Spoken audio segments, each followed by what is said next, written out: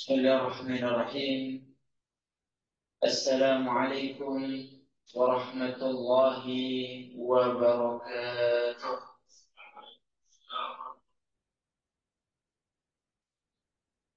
Alhamdulillah. Alhamdulillahilladzi bi ni'matihi tatimmus shalihat. Alhamdulillahi hamdan katsiran tayyiban mubarakan fihi. Nahmaduhu subhanahu wa nashkuruhu wa min kulli dhanbin nastaghfiruh. ونشهد أن لا إله إلا الله وحده لا شريك له ونشهد أن محمدا عبده ورسوله سبحانك لا علم لنا إلا ما علمتنا إنك أنت العليم الحكيم اللهم انفعنا بما علمتنا وعلمنا ما ينفعنا وزدنا علما تنفعنا به يا رب العالمين اللهم آت نفوسنا تقواها وزكها وأنت خير من زكاها أنت وليها ومولاها يا رب العالمين. Bapak-bapak sekalian, jamaah salat subuh Masjid Ar-Raudhah yang semoga dimuliakan Allah Subhanahu wa taala. Alhamdulillah, bersyukur kita kepada Allah atas segala limpahan nikmat yang Allah karuniakan kepada kita semua, di mana tugas kita terhadap kenikmatan-kenikmatan yang Allah berikan kepada kita adalah untuk mempergunakannya sebagai sarana di dalam ibadah kepada Allah Subhanahu wa taala. Sehingga tujuan Allah memberikan nikmat kepada kita itu bukan untuk cuma-cuma, untuk kita gunakan pada hal yang sia-sia. Tapi Allah memberikan nikmat kepada kita semua tujuannya adalah agar kita menjadikannya sebagai sarana di dalam ibadah kepada Allah Subhanahu wa taala. Semoga kita semua yang hadir di tempat ini digolongkan oleh Allah Subhanahu wa taala ke dalam golongan orang-orang yang bersyukur. Amin ya rabbal alamin. Jemaah yang dimuliakan Allah, insya Allah dalam kesempatan kali ini kita akan melanjutkan kembali kajian kita di dalam membahas perkara-perkara ataupun pembatal-pembatal keislaman dan keimanan. Dalam kesempatan kali ini kita akan membahas hal-hal yang bisa membatalkan keimanan dan keislaman seseorang, yaitu adalah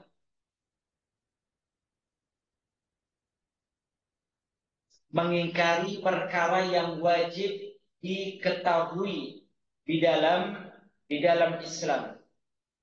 Jadi ini termasuk perkara yang bisa membatalkan keislaman dan keimanan seseorang, yaitu mengingkari perkara-perkara yang wajib diketahui dalam agama Islam.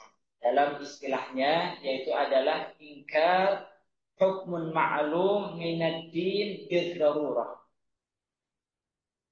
Jadi mengingkari hukum ataupun perkara di mana perkara ini di dalam agama kita menjadi perkara yang maklum, yang wajib untuk diketahui. Bidarurah, dengan dalam keadaan darurat. Maksudnya bagaimana jemaah yang dimuliakan Allah? Kita jelaskan. Perkara yang dalam agama kita itu, jadi ilmu dalam agama Islam itu, jemaah sekalian, ada yang tergolong ilmu paling penting untuk diketahui setiap muslim. Sehingga tidak ada alasan bagi seorang yang mengaku sebagai muslim dan dia tidak mengetahui perkara tersebut. Maka ini disebut di dalam agama kita ma'lum minad-din bil-darurah. Jadi semua orang Islam itu tahu tentang hukum ini. Baik yang alimnya, baik orang yang berilmunya, maupun orang awamnya. Pasti mengetahui perkara ini. Jemaah yang dimuliakan Allah Subhanahu wa taala, apa contohnya? Ya, perkara yang diketahui ya tanpa ragu oleh setiap orang Islam, yaitu adalah misalnya perkara-perkara ya, perkara-perkara yang disyariatkan di dalam Islam, yang disyariatkan di dalam Islam. Baik, contohnya adalah sholat 5 waktu. Sholat 5 waktu. Ini setiap Muslim mengetahui bahwasanya sholat 5 waktu itu hukumnya wajib. Kemudian bahwasanya sholat termasuk rukun Islam. Ya, ini setiap Muslim pasti mengetahuinya. Puasa Ramadan hukumnya adalah wajib. Ini setiap Muslim mengetahui hukumnya. Ya. Kemudian misalnya jilbab, hukum jilbab bagi wanita, hukum wajibnya zakat, wajibnya berbakti kepada orang tua. Maka ini setiap Muslim wajib untuk mengetahuinya, sehingga tidak ada alasan bagi mereka, oh saya nggak tahu bahwasanya sholat wajib itu sholat fardu 5 waktu itu hukumnya wajib, ya saya tidak tahu sholat itu termasuk rukun Islam. Maka ini tidak ada alasan. Baik. Jamaah yang dimuliakan Allah Subhanahu wa taala,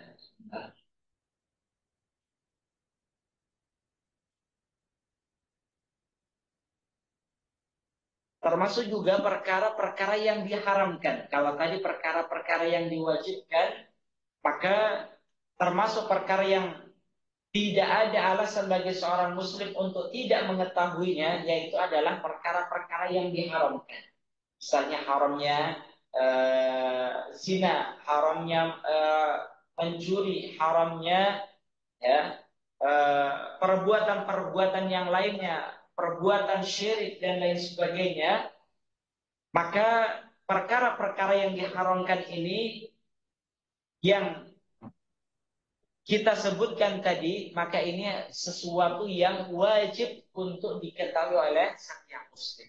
Jadi ada nanti sebuah kitab yang membahas secara khusus, yaitu ma la yasa' muslim jahluhu.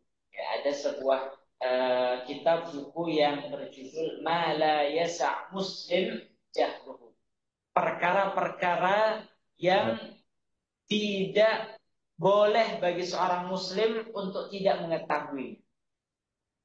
Jamaah yang dimuliakan Allah, inilah yang dimaksud dengan Emang ini kan ma'lumin, perkara-perkara yang tidak ada alasan bagi seorang muslim untuk tidak mengetahuinya, ataupun perkara-perkara yang darurat untuk diketahui oleh setiap muslim.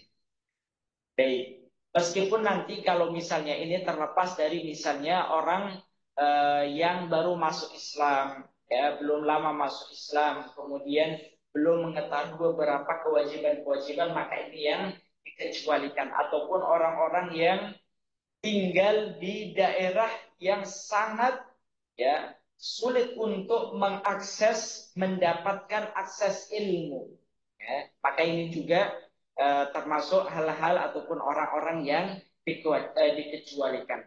Adapun kalau misalnya kita berada di perkotaan, kemudian akses ilmu mudah untuk kita dapatkan, kemudian kita mengatakan saya tidak tahu kewajiban sholat 5 waktu itu, kemudian kewajiban puasa Ramadan, maka ini tidak ada alasan.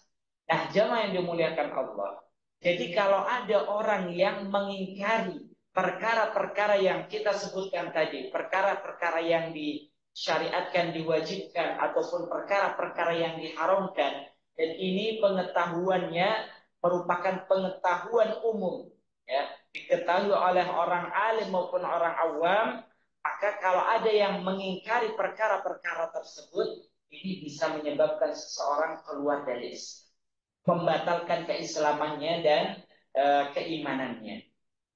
Baik, jemaah yang dimuliakan Allah Subhanahu wa taala, maka pertanyaan selanjutnya, mengapa mengingkari hal-hal tersebut? Hal-hal yang wajib untuk diketahui oleh setiap muslim itu bisa menyebabkan seseorang itu kufur, bisa menyebabkan seseorang itu keluar dari Islam, bisa menyebabkan batalnya keimanan dan keislaman seseorang. Maka di antara alasannya adalah, ini tentunya berdasarkan dalil-dalil dalam Al-Quran, yaitu Allah Subhanahu wa taala, ya, dalil yang pertama mengapa orang yang mengingkari perkara-perkara ini bisa jatuh kepada kekufuran, yang pertama adalah karena hal ini menunjukkan, ataupun perbuatan ini menunjukkan atas kedustaan atas nama Allah Subhanahu wa taala. Mengingkari perkara yang diketahui secara umum di dalam agama Islam, ini termasuk bagian daripada perbuatan mendustakan ataupun berdusta atas nama Allah Subhanahu wa taala. Ya. Dalilnya adalah di dalam surat An-Nahl ayat 115 hingga 117. Kita buka.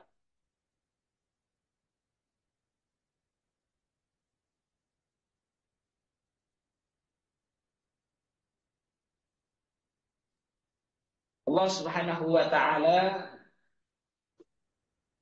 berfirman,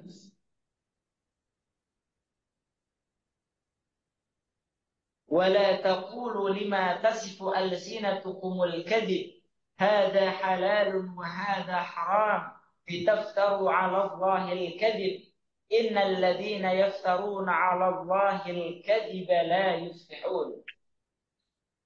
Allah Subhanahu wa taala menyebutkan, dan janganlah kamu mengatakan terhadap apa yang disebut-sebut oleh lisanmu, lidahmu secara dusta, bahwasanya ini adalah halal, ini adalah haram, untuk mengada-ngadakan kebohongan terhadap Allah Subhanahu wa taala. Sesungguhnya orang-orang yang mengada-ngadakan kebohongan terhadap Allah, ini berdusta atas nama Allah Subhanahu wa taala, maka mereka adalah orang-orang yang tidak beruntung. Jadi jamaah yang dimuliakan Allah, ketika seseorang itu mengingkari perkara-perkara yang sudah jelas di dalam agama kita, tidak ada alasan bagi seorang muslim untuk tidak mengetahuinya. Kemudian dia mengatakan bahwasannya Allah sudah mengatakan bahwasannya sholat itu wajib, kemudian justru dia mengatakan enggak, sholat itu enggak wajib, ya. Ataupun mengatakan bahwasannya sholat itu hanya wajib untuk, ya, pada 2 waktu saja. Ada salah satu kelompok, ya, Syiah itu mengatakan bahwasannya sholat 5 waktu itu, ya, tidak ada, yang ada hanya 2 waktu saja, ya.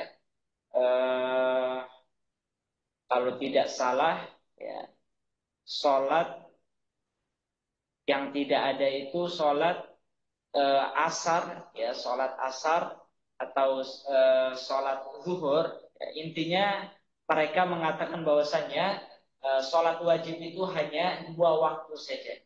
Maka ini mereka mengatakan bahwa mendustakan Allah Subhanahu wa taala, membuat kedustaan, kebohongan atas nama Allah. Allah sudah mengatakan sholat 5 waktu itu wajib.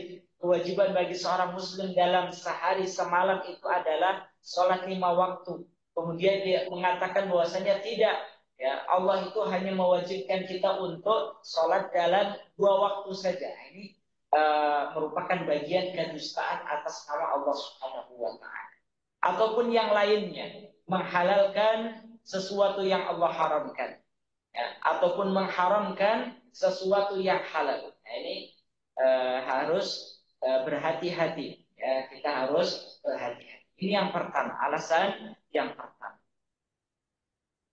Alasan yang kedua, jemaah yang dimuliakan Allah, yaitu adalah orang yang mengingkari perkara yang diketahui secara umum dalam Islam, maka ini termasuk bentuk protes terhadap syariat Islam, syariat yang Allah turunkan. Hal ini sebagaimana yang dilakukan oleh orang-orang musyrik, ya. Orang-orang musyrik itu mengatakan innamal bai'u mithlur riba. Ya, innamal bai'u mithlur riba. Orang-orang musyrik itu tidak terima kalau riba itu diharamkan oleh Allah. Maka mereka seolah-olah protes kepada Allah, ya Allah, kenapa engkau mengharamkan, ya, perbuatan riba? Dan mereka mengatakan innamal bai'u mithlur riba. Jual beli itu kan sama seperti perbuatan ataupun transaksi riba. Maka ini mereka sekali lagi mengingkari sesuatu yang telah Allah Subhanahu wa Ta'ala tetapkan itu tadi. Ini makanya orang yang mengingkari perkara ini termasuk orang yang protes terhadap syariat Islam, syariat Allah Subhanahu wa Ta'ala.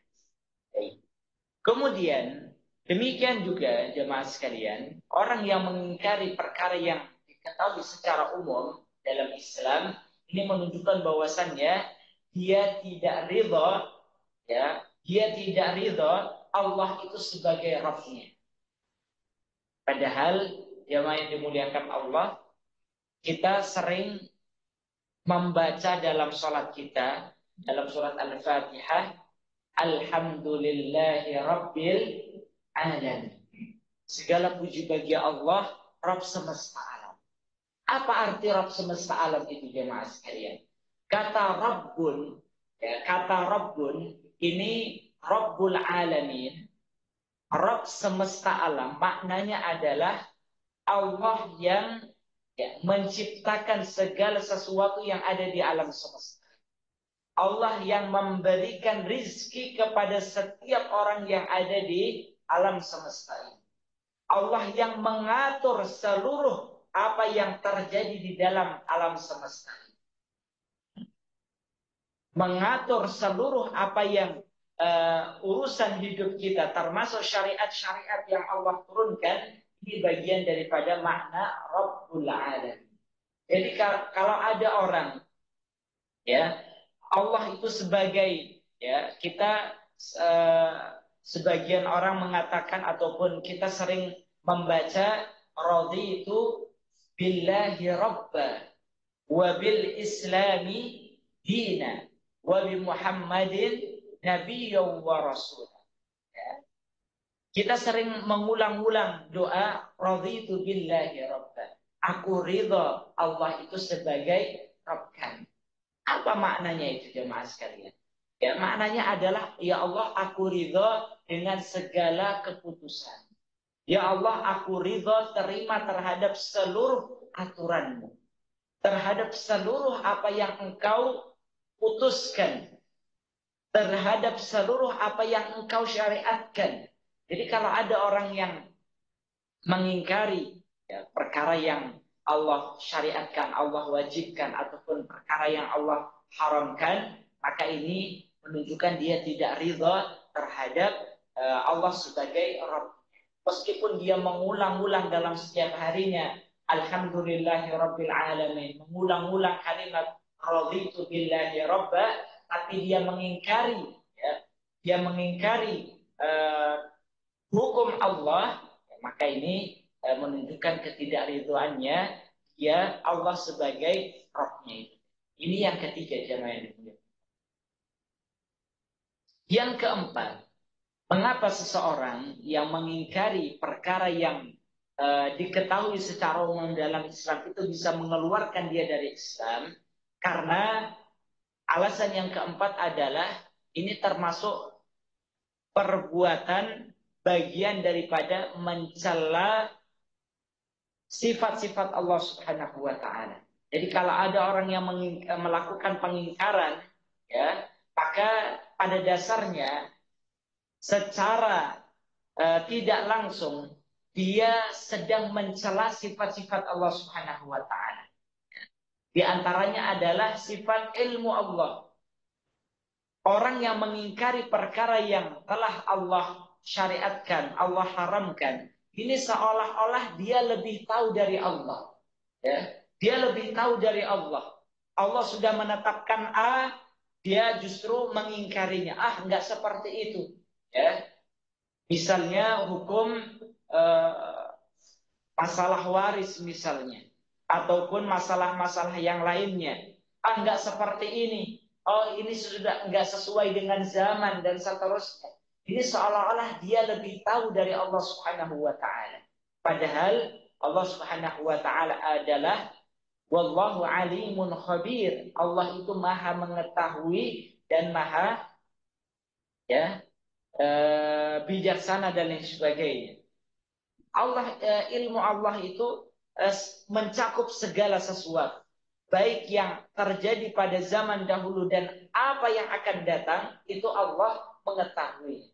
Jadi tidaklah Allah membuat suatu syariat itu melainkan berdasarkan dari ilmu Allah Subhanahu wa taala.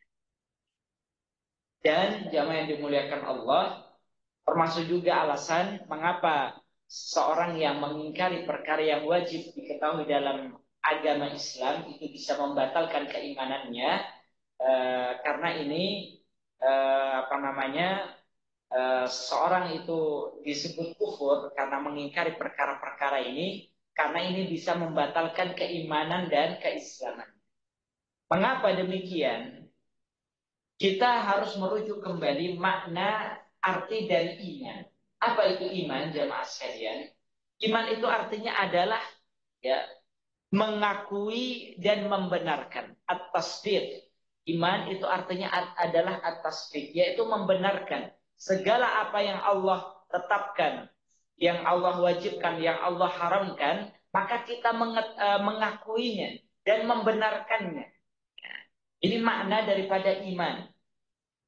Dan demikian juga makna Islam. Islam itu artinya adalah pasrah dan menerima, ya. Istislam, Islam itu berasal dari maknanya adalah istislam, yaitu memasrahkan diri kita. Allah mau atur apapun terhadap diri kita, kita terima. Itu adalah makna Islam. Jadi kalau ada orang yang mengingkari apa-apa yang Allah syariatkan, apa-apa yang Allah haramkan, maka ini, ya, bisa membatalkan keimanan dan keislaman, karena tidak sesuai dengan makna iman dan Islam. Karena dalil-dalil dalam masalah ini nanti bisa kita lihat di dalam surat Al-Ahzab ayat 36. Allah Subhanahu wa taala berfirman, "Wa ma kana lil mu'minin wa la mu'minatin." Tidak layak bagi seorang yang beriman, laki-laki maupun perempuan, idza qadallaha wa rasuluhu amran, apabila Allah dan Rasulnya itu telah menetapkan sebuah aturan, ayyakuna lahumul khiyaratu min amrihim, kemudian mereka memiliki pilihan yang lainnya. Allah sudah memilih A untuk kita, justru dia punya pilihan B dan C dan seterusnya. Maka ini tidak boleh dilakukan bagi orang yang beriman, laki-laki maupun wa may ya'sillaha wa rasulahu faqad dhalla dhalalan ba'ida. Karena sesungguhnya perbuatan ini termasuk perbuatan maksiat Dan barang siapa yang bermaksiat kepada Allah dan Rasulnya, dia akan tersesat dengan kesesatan yang sangatnya. Ini dalam surat Al-Ahzab ayat 36 menunjukkan bahwasanya seorang kalau dikatakan dia beriman, ya maka harus mentaati apa yang Allah perintahkan. Karena itu adalah konsekuensi daripada keimanannya. Makna menunjukkan akan makna keimanan yang ada pada diri. Demikian pula Allah menegaskan di dalam surat yang lainnya, surat An-Nisa ayat 65, "Fala wa rabbika", demi Rabbmu, la yu'minun, mereka pengikutmu manusia tidak akan beriman hatta yuhakkimuka fima syajara bainahum, hingga mereka menjadikan engkau wahai Muhammad itu sebagai hakim, ya, terhadap segala perkara yang mereka perselisihkan di antara mereka. Artinya kalau kita ingin dikatakan sebagai seorang muslim, mukmin, maka kita menjadikan Rasulullah itu sebagai hakim yang memutuskan, ya, segala bentuk perkara. Tsumma la yajidu fi anfusihim haraja. Kemudian tanpa sedikit pun kedongkolan dalam hati mereka. Rasulullah menetapkan seperti ini ya, padahal saya inginnya seperti ini. Maka ini kalau ada orang seperti ini menunjukkan tidak kesempurnaan imannya, ya. Wa yusallimu tasliman, ya.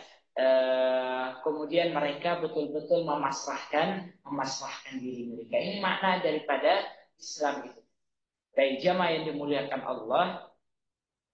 Dan terakhir juga alasan yang keenam adalah orang tersebut, ya, mendustakan ayat-ayat Allah Subhanahu wa taala. Ya, mendustakan ayat-ayat Allah Subhanahu wa taala. Ini bisa dilihat di dalam surat Al-A'raf ayat 40.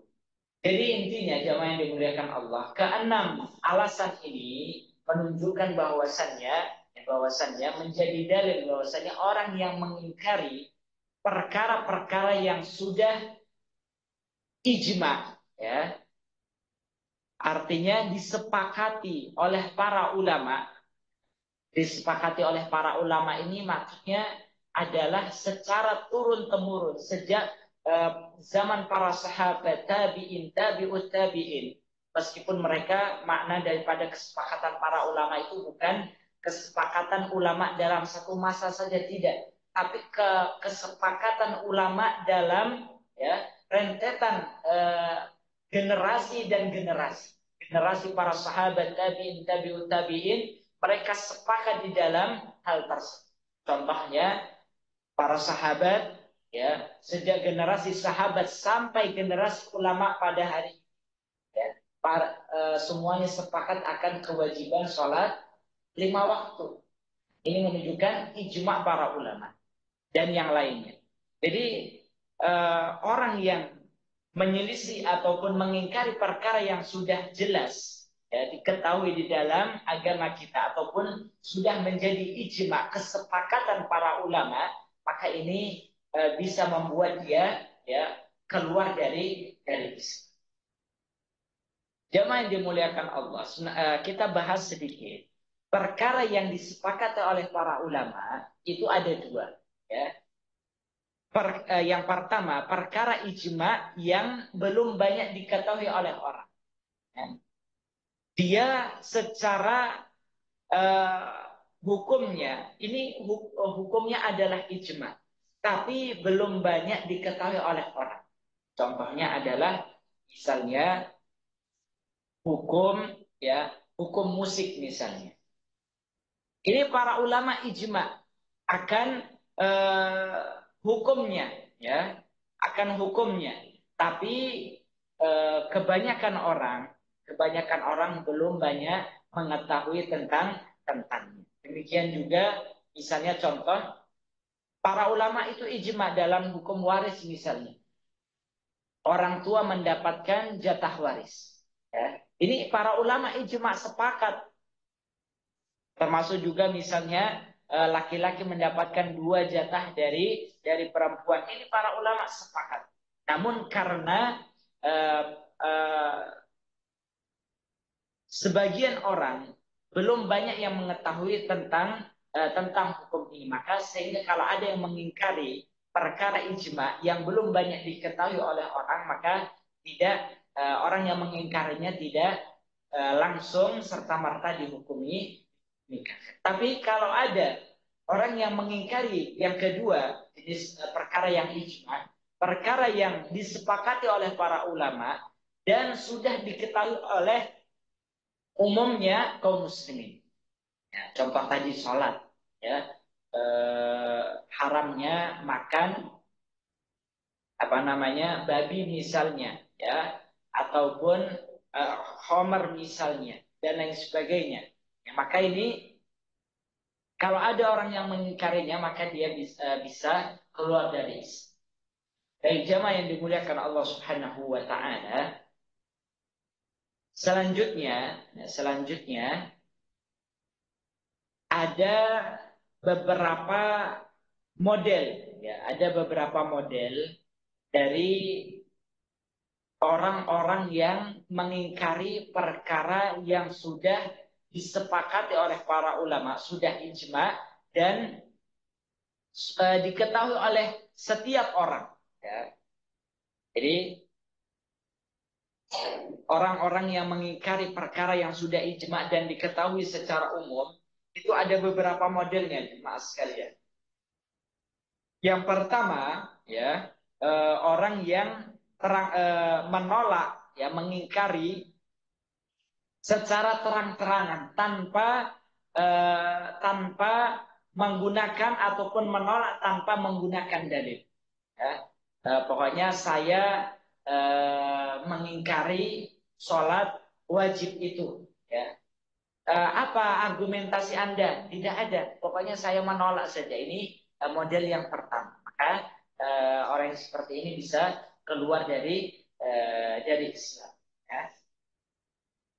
Tapi ada juga jemaah sekalian, ya. Tapi ada juga model orang yang menolak perkara yang ijma, ya, dengan takwil ataupun argumentasi yang tidak tepat, ya. Argumentasi yang tidak tepat ataupun yang tidak bisa diterima. Contohnya adalah sebagian kelompok batini, ya, itu menafsirkan eh, makna sholat. Kenapa Anda tidak sholat? Saya itu tidak sholat karena, ya, saya mengingkari hukum apa namanya wajibnya sholat 5 waktu karena bagi saya yang namanya sholat itu yang penting apa Pak?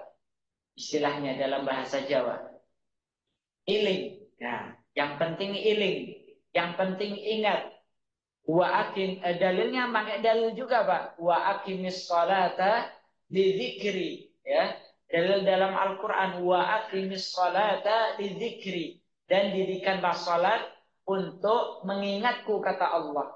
Kemudian mereka menggunakan dalil ini, ya, untuk mengatakan bahwasanya sholat 5 waktu itu nggak wajib. Selama kita ingat Allah, ya sudah, kita itu sudah termasuk sholat. Ini orang yang mengingkari, ya, perkara yang disepakati oleh para ulama dengan menggunakan, ya, argumentasi yang tidak bisa diterima. Ya. Karena apa, ya? Tafsirnya nyeleneh, tafsirnya pakai penafsiran sendiri. Ya. Ataupun ada yang mengatakan eh, puasa itu tidak wajib karena puasa itu kan yang penting kita, ya, menahan apa-apa yang Allah larang misalnya, sehingga mereka tidak puas. Kemudian haji, ya, kemarin ada orang yang haji itu di gua mana itu Pak? Hah? Nah, ya, gua bisa tembus ke Arab, ya. Ini nggak perlu antri lagi kalau gitu Pak, ya, hajinya. Ya. Nggak perlu antri 10-20 tahun. Baik. Ada yang mengatakan haji itu adalah yang penting kita menuju Allah Subhanahu wa taala. Selama kita menuju Allah, kita haji itu nggak perlu nggak harus ke Makkah. Ini juga orang-orang yang menolak perkara-perkara yang sudah ijma ya dengan takwil ataupun argumentasi yang tidak bisa diterima. Ya. Ataupun misalnya kelompok sufi ekstrim yang mengatakan kalau mereka sudah pada tingkatan makrifat maka syariat itu sudah gugur, maka ini juga bermasalah. Jadi mereka ini adalah yang mengingkari dengan menggunakan dalil. Nah, dan ini juga tidak bisa diterima. Ya. Baik.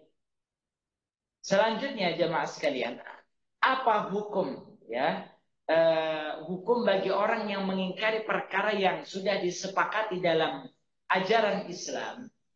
Maka ini tidak lepas dari dua kondisi. Orang yang mengingkari perkara yang disepakati dan diketahui secara umum itu ada dua kondisinya, jemaah sekalian.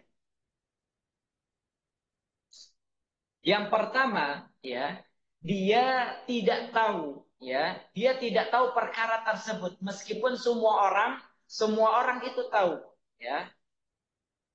Misalnya dia tidak tahu kewajiban puasa Ramadan, ya. Kewajiban puasa Ramadan. Meskipun secara umum orang mengetahui, mayoritas orang mengetahui akan wajibnya puasa Ramadan. Ini bisa jadi alasannya karena dia baru masuk Islam, ya, baru masuk Islam, ikut-ikutan temannya masuk Islam, saya masuk Islam deh, tapi pengetahuannya terhadap apa saja yang diwajibkan belum tahu, ya. Baik. Ataupun tinggal di tempat yang jauh dari akses ilmu, ya. Maka ini orang seperti ini tidak bisa langsung dikafirkan ataupun keluar dari agama Islam. Ada dalil yang menunjukkan akan hal ini, itu dalil yang dari sahabat Hudzaifah ibnul Yaman.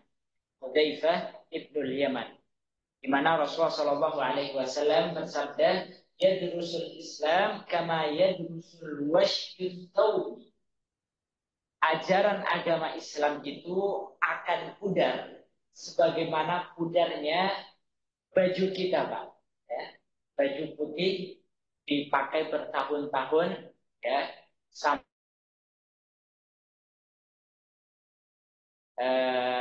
kekuning-kuningan misalnya, ataupun baju apapun itu, ya, warnanya bisa memudar. Demikian pula syarat Islam. Hatta la yadri ma siyamun wala salat wala salatun wala nus wala sadaqah. Hingga ada seseorang itu, ya, nanti di akhir zaman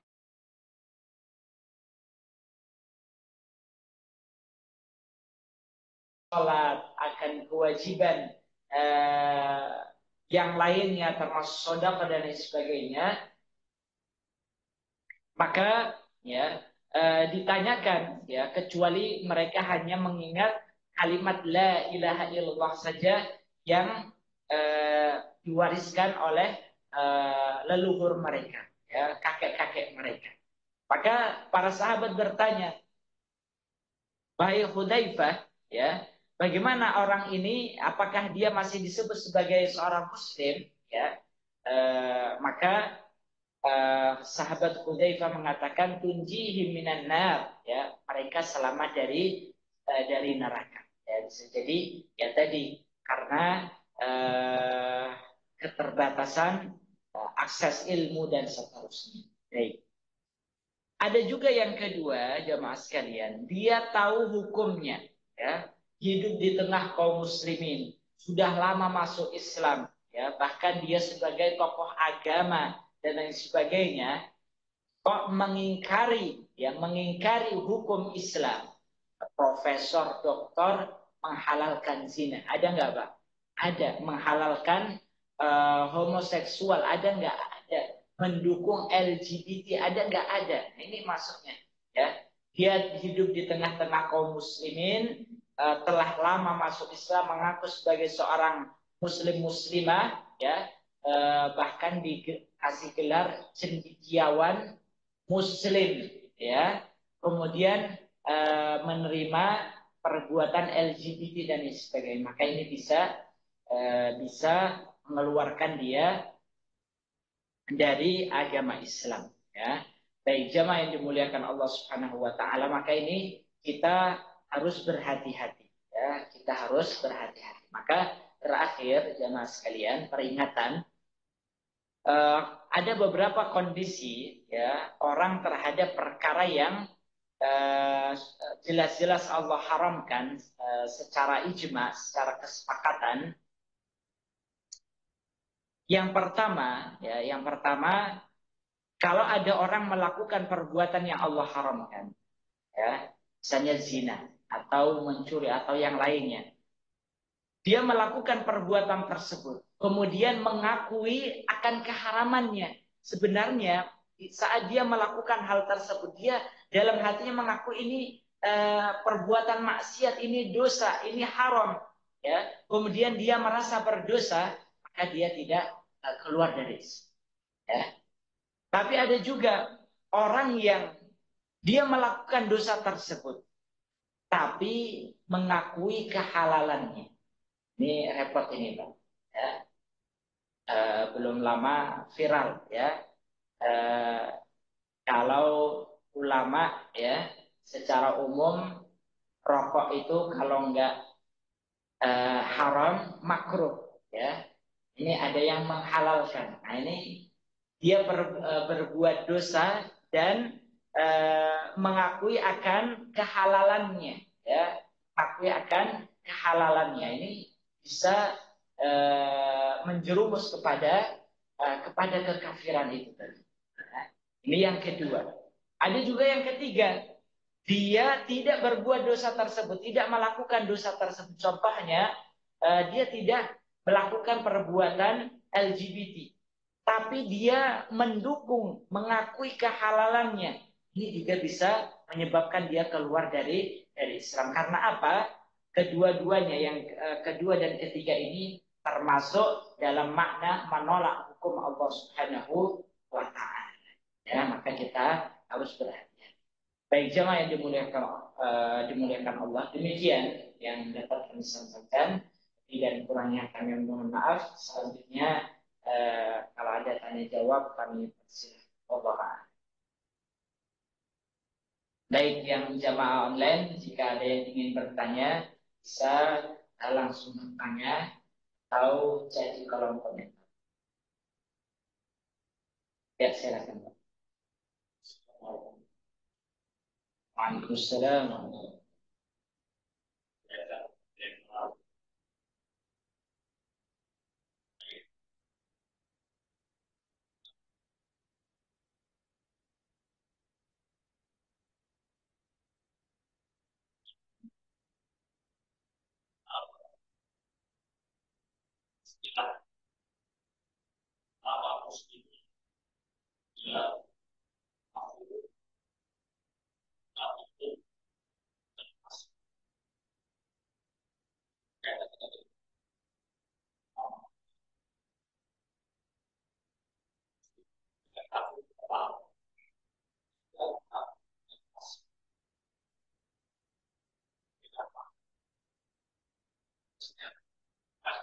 Ya, baik. Eh, Jemaah yang dimuliakan Allah, perbedaan antara muslim, ya, kafir, fasik dan munafik, ya, maka eh, segala sebutan ataupun istilah yang di luar dari istilah iman dan Islam ini, mereka pada dasarnya adalah satu.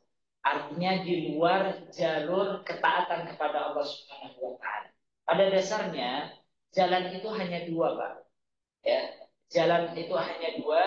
Wa kadzalika nufassilul ayati wa litastabina sabilul mujrimin. Ya. jalan orang-orang yang mujrim, orang-orang yang berbuat jahat. Ya. Dan yang kedua Allah menyebutkan sabilul mu'minin, ya, sabilul mu'minin, uh, sebagaimana yang Allah juga sebutkan, ya, Allah sebutkan bahwasanya ya, kita diperintahkan untuk mengikuti jalannya orang-orang beriman. Jadi jalan dalam kehidupan kita itu pada dasarnya hanya dua saja. Jalan orang-orang beriman dan jalan orang-orang mujrimin, orang-orang yang berbuat jahat. Nah, di jalan orang-orang yang berbuat jahat ini terkumpul beberapa jenis, ya. Ada kafir itu tadi, ya. Kafir ini mereka tidak mau sama sekali beribadah kepada Allah Subhanahu wa taala. Ya. Kemudian yang kedua orang munafik. Orang munafik mereka pada dasarnya hatinya kufur kepada Allah, menyimpan kekufuran, namun karena rasa takut dan lain sebagainya, mereka menampakkan keislamannya. Ya, maka mereka berpura-pura dengan keislamannya. Hakikatnya mereka ini adalah kafir. Ya, hakikatnya mereka itu adalah kafir. Sehingga Allah menyebutkan innal munafikina fid darkil asfali minan nar. Orang-orang munafik itu berada di kerak neraka yang paling bawah. Ini sebenarnya munafik sama kafir itu sama. Hanya yang membedakan adalah mereka berpura-pura menggunakan baju Islam. Adapun orang fasik, ya, orang fasik, maka orang fasik ini juga mereka, ya, mereka berada bisa jadi, ya, atau mereka adalah orang-orang beriman, namun mereka mengikuti jalan, ya, jalan orang-orang yang jalannya orang-orang kafir, jalannya orang-orang yang mujrim, orang-orang yang berbuat buruk. Namun mereka, ya, bentuk kefasikan. Fasik itu artinya adalah orang yang berbuat dosa. Dia muslim tapi berbuat dosa.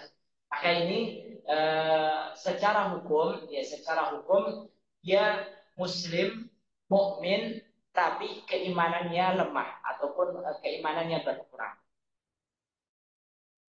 Lagi ketika dia meninggalkan perbuatannya. Ya. Demikian juga apa tadi ya, namanya ya, cukup itu intinya.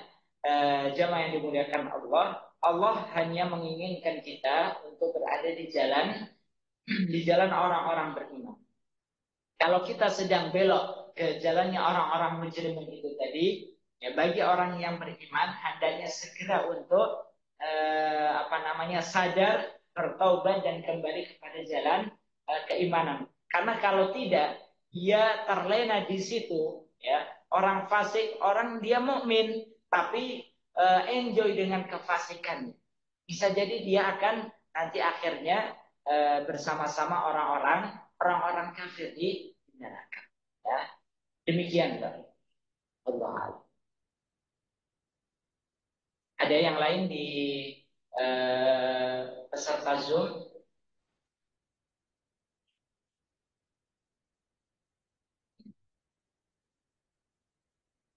Baik. Gitu. Ini orang munafik. Ini munafik. Oh, enggak benar. Apakah mereka ini sebagai munafik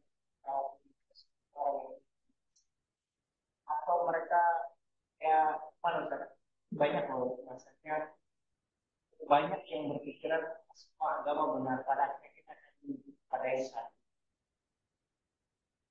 Kita nggak tahu ya, kita apakah karena mereka malas belajar itu jadi mereka lemah, menjadi menganggap agama itu, agama Islam yang benar itu adalah salah satu jalan, atau kita hukum mereka sebagai orang yang munafik. Kita nggak tahu Ustaz. Mana itu Ustaz? Ya. Baik. Jadi orang yang mengatakan semua agama itu sama, itu jelas ini termasuk bagian daripada orang yang mengingkari perkara yang maklum minad din bi darurah. mengetahui bahwasannya Islam adalah satu-satunya agama yang benar menjadi perkara yang wajib untuk diketahui oleh setiap muslim. Ya. Jadi kalau ada orang yang mengingkari, oh enggak, semua agama itu benar, ya, cuma apa namanya, cara kita saja yang berbeda-beda. Maka orang yang seperti ini, sebagaimana yang sudah kita sebutkan, itu ada dua kondisi. Kalau dia baru masuk Islam, ataupun tinggal di tempat yang akses ilmunya sulit, ya, sehingga dia mengatakan seperti ini, maka dia tidak langsung bisa dikatakan kafir, ya. Bisa jadi dia dimaklumi, dimaafkan, ya. Dan tetap wajib bagi dia untuk belajar dan diajarkan. Tapi kalau ada yang kedua, kondisinya adalah yang mengatakan demikian itu adalah tadi dia muslim, tinggal di tengah umat Islam, telah lama masuk Islam, bahkan tadi sebagai tokoh agama, maka ini bisa, ya, tidak ada alasan bagi dia, ya, untuk tidak mengetahui perkara itu, dan ini bisa menjadi sebab kekufurannya. Maka harus betul berhati-hati, ya. Jadi kalau ada orang yang seperti ini, uh, dan dia hidup di tengah-tengah kaum muslimin, ya, coba apa namanya, kembali bersyahadat, ya, kembali bersyahadat, khawatir, ya, khawatir keislamannya telah gugur, ya, dan dia bukan seorang muslim lagi. Adapun kalau statusnya apakah dia munafik dan seterusnya, ya tergantung. Kalau pada dasarnya misalnya contohnya senok orgonya itu, ya. Pada dasarnya dia adalah orang kafir, tapi menggunakan baju Islam untuk misi tertentu. Ya, kemudian dia mengeluarkan syubhat-syubhat, di antaranya bahwasanya semua agama itu sama. Maka ini, ya, dia munafik sebenarnya, ya, dia munafik. Tapi kalau misalnya dia muslim, ya, tapi terkena syubhat, ya, misalnya syubhatnya orang-orang liberal dan seterusnya, maka dia jatuhnya adalah orang fasik. Ya, maka tadi, ya, harus bertaubat dan kembali kepada ajaran Islam yang benar. Demikian. Wah.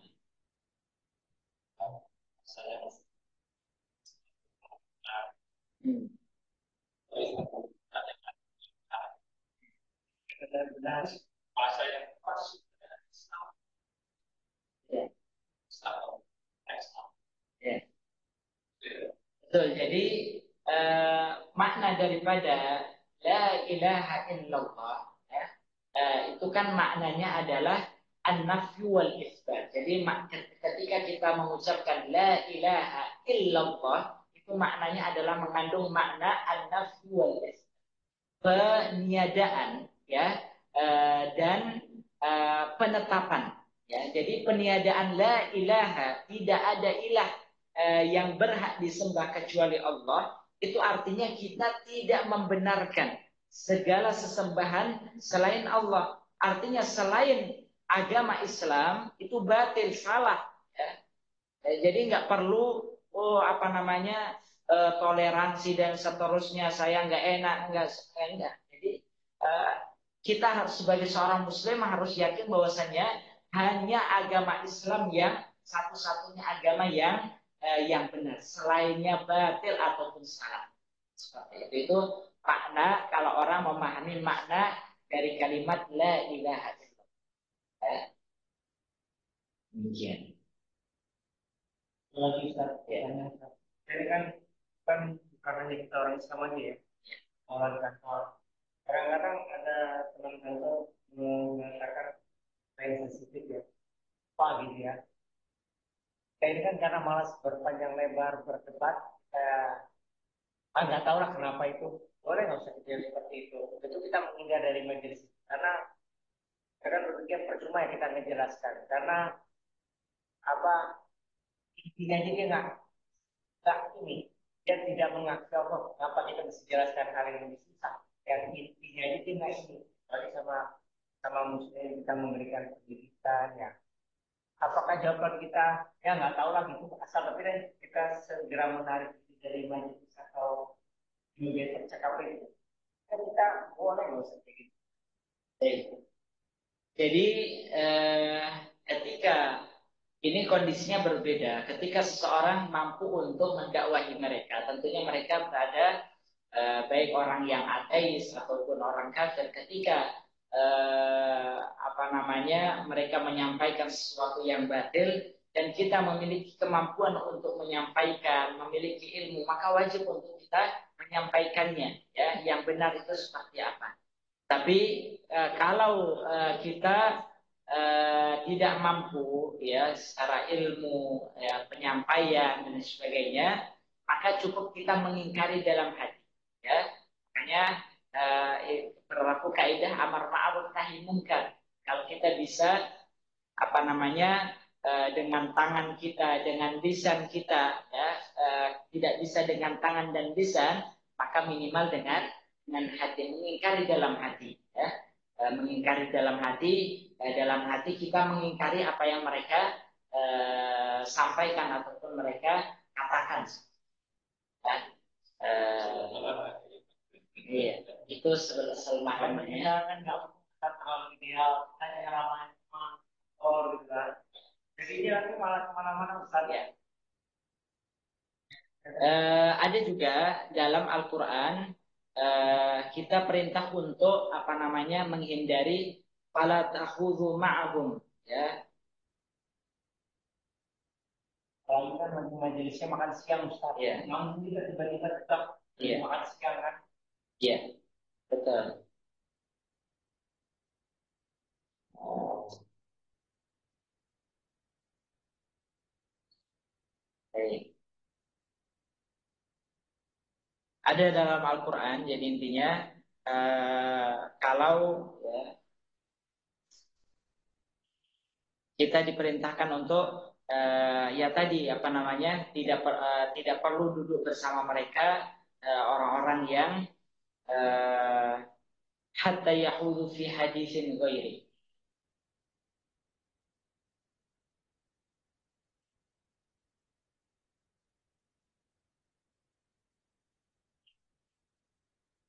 Nanti di dalam surat uh, jadi perintah misalnya dalam surat An-Nisa ayat 140, ya.